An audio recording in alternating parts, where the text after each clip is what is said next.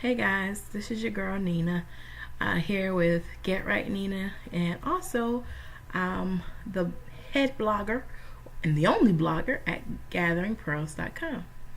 But tonight I'm coming to you as Get Right Nina, okay?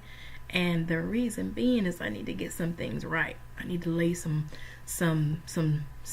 music down, some lyrics. Okay. Some of the things that I've been seeing, and a lot of it actually, is, a lot of posts in regards to thoughts and THOT and, you can't turn a hoe into a housewife and stuff like that.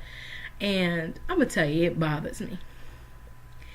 One is because, to be honest with you, thoughts and hoes are made, okay? A little girl does not just wake up one morning and say, I want a trick, I want to be a hoe, okay?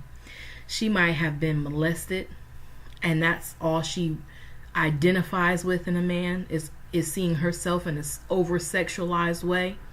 She may have been the housewife material type of woman for so long and just kind of got played. She adapts. That's a gifting and a curse to some extent. It's a gifting in the sense of God gave us the ability to adapt. That's what gives us our strength. That's what gives us our unique, identity as well. Even the wildlife, God gave animals the ability to adapt. Hence Charles Darwin. Come on. And so I get kind of bothered by it because you get so many men and so many even women that can kind of be judgmental. And don't get me wrong, I have been around some of the most ratchet women that you would ever think existed. Just let's say ratchet, okay? I don't want to, melt your ears off, but let's just say ratchet. Even in that, behavior is learned.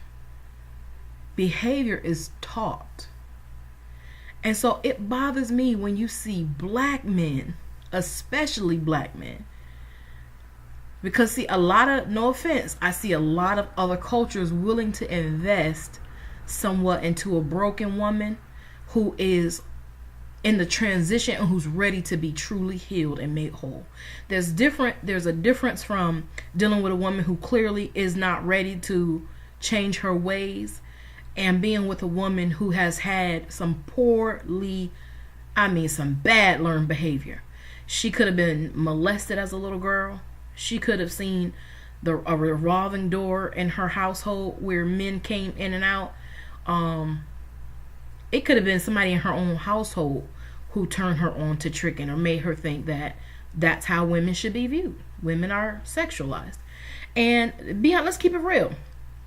You got, video vixens, and no excuse just for them or whatever, but you got women in high media positions who are getting $1 for it, glamorizing a loose lifestyle that, okay, women get down the same way as men. And I'm not saying that women don't have the right to choose to do the thing if they want to. They're grown.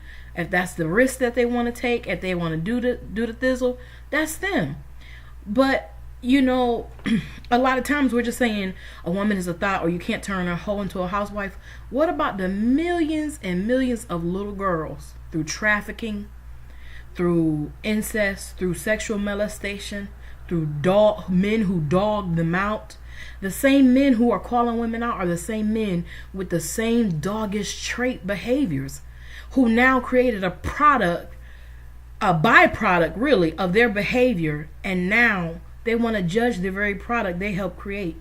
It's almost like someone creating a Frankenstein, and now that it's evolved and it is what it is, now you're kind of pissed off about it and you're kind of hating and you're mad. But why?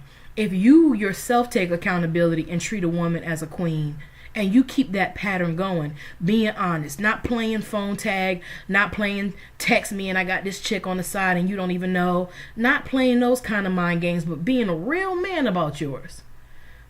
Even if a woman say, man, I'm mad he didn't commit, she can never say he dogged me out. But if you yourself create the same environment in which this kind of mindset and behavior evolves, why the hating? I don't really get it. And I'm going to tell you, to be honest with you, I come from a crazy past. So that's why it bothers me, because I know what I went through. I know what it's like to be molested by somebody in your family who, you know, you looked up to. Let's keep it real. I know what it's like to, you know, be all giddy about somebody who you think you're in love with and you think they love you, and then they just hit it. They may hit it a few more times, may even take you out on a date or two, but their intention was never really to settle down with you or be serious with you.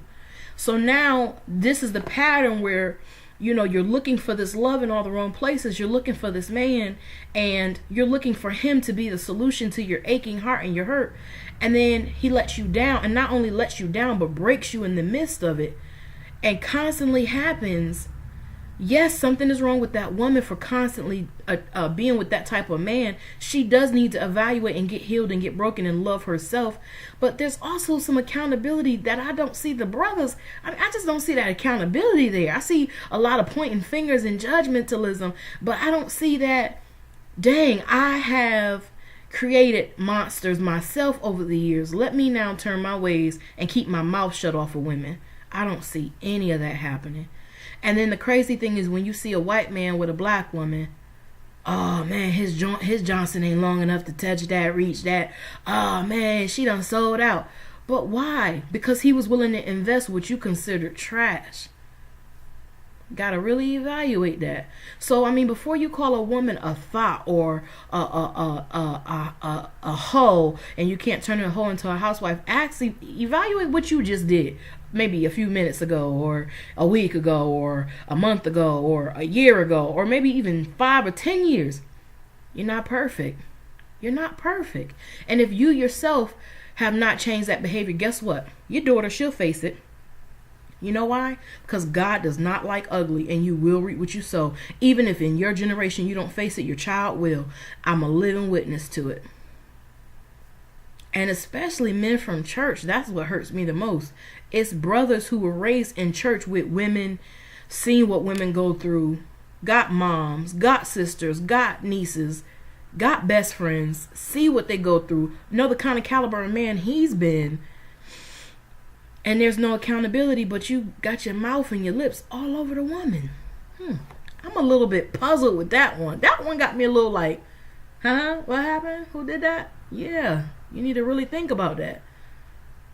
And women, love yourself. I don't care what you've been through. I don't care who you did, when you did it, why you even did it. Even if you got implants, even if you went stripped, whatever you did, like, that's what you did for your own reasons. And if you have decided in yourself that you have self-worth and you're of value, nobody can tear that from you or take that from you. Even if they try to grip it and grab it, they cannot have what you don't give them. But you got to make a choice not to give it to them. So this video isn't just to bash the men and say this and that. It's also for us ladies to just really think, am I a liability or am I an asset?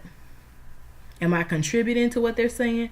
Or am I a victim of circumstance, and now I need to recover my reputation by transforming my mind, renewing my mind, and doing new things. And if that means that, you know, the same men who are kind of judging you are the same ones who help add to your life, they're losers. Yeah, because it takes a good, grown, strong man to say, you know what, she's been there, done that, but who hasn't? So have I. It's about the quality. Who is she? I just wanted to share that. I really did. Because I was just tired of seeing church men specifically talk about women like that. When if God would just start exposing and revealing, you'd be surprised who's doing who. Even dudes doing dudes in the church, fronting and then calling women thoughts. Let's keep it gully and let's stop. All right, it's your girl. Talk to you next time. Deuces.